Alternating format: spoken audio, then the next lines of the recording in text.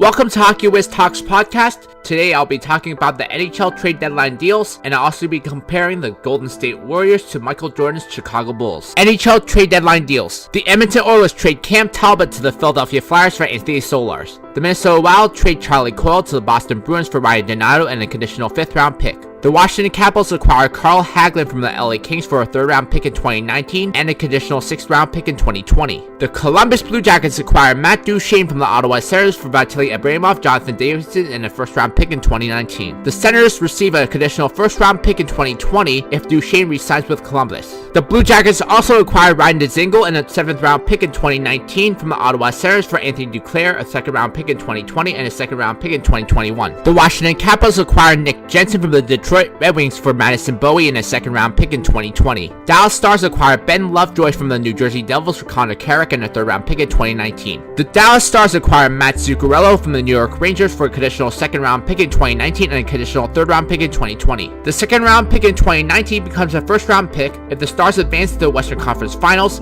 and if Zuccarello plays at least 50% of Dallas' games over the first 2 rounds. Buffalo Sabres acquired Brandon Montour from the Anaheim Ducks for Brandon Gould and a 1st round pick in 2019. San Jose Sharks acquired Gustav Nyquist from the Detroit Red Wings for a 2nd round pick in 2019 and a conditional 3rd round pick in 2020. Columbus Blue Jackets acquired Keith Kincaid from the New Jersey Devils for a 5th round pick in 2022. The Winnipeg Jets acquired Kevin Hayes from the New York Rangers for Brandon Lemieux and a 1st round pick in 2019. If the Jets win the Stanley Cup, the Rangers get a 4th round pick in 2022. The Columbus Blue Jackets acquired Adam McQuaid from the New York Rangers for Julius Bergman, a 4th round pick in 2019 and a 7th round pick in 2019. The Boston Bruins acquired Marcus Johansson from the New Jersey Devils for a 2nd round pick in 2019 and a 4th round pick in 2020. The Nashville Predators acquired Mikael Granlund from the Minnesota Wild for Kevin Fiala. The Predators also acquired Wayne Simmons from the Philadelphia Flyers for Ryan Hartman and a conditional 4th round pick in 2020. The Pittsburgh Penguins acquired Chris Weidman from the Florida Panthers for JSD. The Penguins also trade Tanner Pearson to the Vancouver Canucks for Eric Goodbranson. The Colorado Avalanche acquired Derek Brassard from the Florida Panthers for a 3rd round pick in 2020. The Vegas Golden Knights acquired Mark Stone from the Ottawa Senators for Eric Brandstrom, Oscar Lindbergh, and a 2nd round pick in 2020. The Winnipeg Jets acquired Par Lindholm from the Toronto Maple Leafs for Nick Petan. The Jets also acquired Nathan Beaulieu from the Buffalo Sabres for a 6th round pick in 2019. The St. Louis Blues acquired Michael Del Zotto from the Anaheim Ducks for a 6th round pick in 2019. Here are the winners and losers from the NHL trade deadline. The winners are the Nashville Predators, Vegas Golden Knights, and the Columbus Blue Jackets.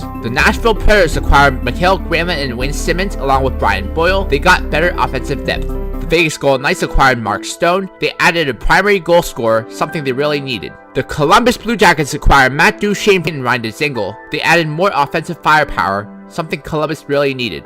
The losers are the Minnesota Wild, New York Islanders, and LA Kings. The Minnesota Wild traded Mikael Granlund, Nino Niederreiter, and Charlie Coyle for Kevin Fiala, Victor Rask, and Ryan Donato. That is a significant downgrade. The New York Islanders didn't do anything at the trade deadline, while other teams in their division got better. The Islanders could have added more defensive depth. The LA Kings failed to move assets at the deadline. That could be a huge mistake. And now a word from our sponsor. And we're back on Hockeywiztalks podcast. Now I'll be comparing the Golden State Warriors to Michael Jordan's Chicago Bulls. The Golden State Warriors are the best team in the NBA right now. The Chicago Bulls were the best team in the league in the 90s. How do these two teams stack up against each other? Can you even possibly compare them? First things first.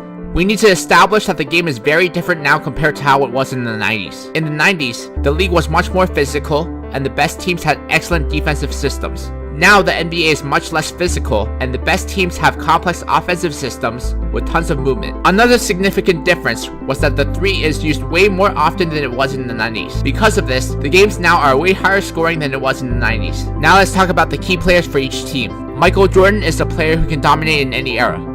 He would be even more unstoppable right now because you can't be as physical and you cannot hand check. If Jordan was able to average 30 points per game in the 80s when it was much more physical, he would average 35 points per game easily. Scottie Pippen would do great in the modern NBA because he has a similar skill set to some star players in the league right now. Pippen plays like a Paul George Kawhi Leonard hybrid. He could easily average over 20 points per game. Kevin Durant is another player who can dominate in any era. He is the X factor on most nights for the Warriors because he is a 7-footer who can shoot over anyone. Durant would still be a scoring machine if he played in the 90s.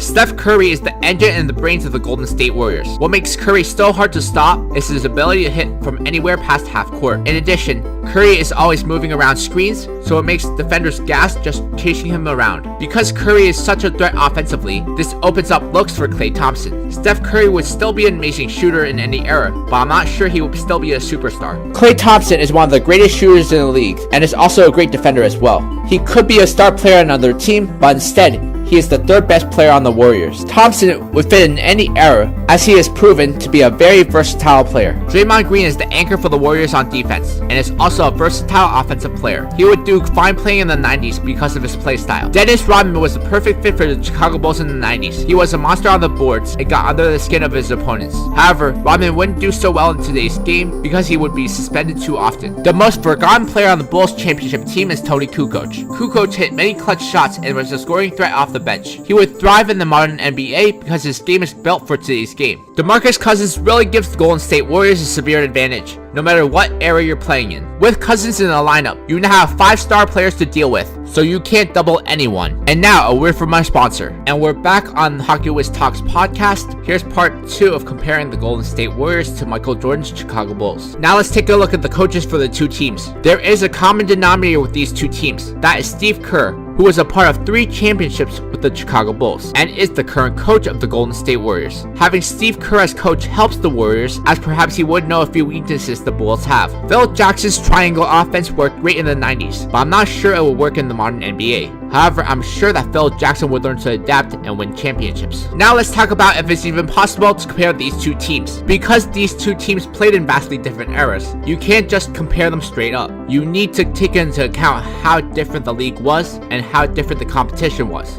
Like I said before, the league now is set up to allow for more offense, so teams build their teams around offense-dominant players. In the 90s, the league was more defense-oriented, so teams had to build their teams around great all-around players. The league now is filled with superstars, whereas in the 90s, there were only a handful of true superstars. The competition now is tougher than it was in the 90s, especially in the Western Conference, so the fact that the Golden State Warriors are blowing out the competition says a lot. During their dynasty years, the teams that gave the Bulls the most trouble were big physical teams that were great defensively. The New York Knicks were always a tough matchup in the 90s for the Bulls because of their rough play style, but actually their toughest matchup was in the 96 finals against the Seattle Supersonics, where Shawn Kemp absolutely dominated them and Michael Jordan had his worst showing in the finals. If these two teams were to play each other in a 7-game series, who would win? It really depends on what rules you are using. If you are using the rules from the 90s, the Bulls would win. If you use the rules from right now, the Warriors win. The Warriors may have 2 superstars and 3-star players on their team, but the Bulls also have 2 superstars and an all-time great coach who can prove to be an X-factor. In closing, both of these two teams are all-time great teams and should be treated as such. In my next podcast, I'll be discussing what went wrong with the Ottawa Senators and the top NBA players by the decade.